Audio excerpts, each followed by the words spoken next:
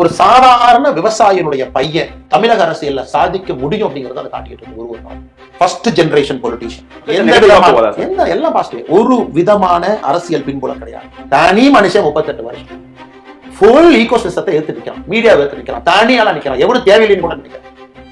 இத்தனை பேர் எழுதுறாங்க, நான் எவகிட்ட போய் அடிபடிஞ்சு நிற்கிறேன். மீடியாக்கார தப்பா கூட ஃபோன் பண்ணி பிரதர் ஏன் பிரதர் எழுதுறீங்க, என் லைஃப்ல சரித்திரத்துல கேட்க மாட்டேன், தேவையும் கிடையாது. ஒரு கட்சியில போய் அண்டர்ஸ்டாண்டிங் பாலிடிக்ஸ் பண்ணிக்குவானா, அதுவும் பண்ண. இதை தமிழக மக்கள் முதன் முறையா தமிழ்நாட்டில் பார்க்கணும். தனியா நிக்கிறான்டா, தாப்போ சரி அவன் சொல்றதானா நிக்கிறான்டா.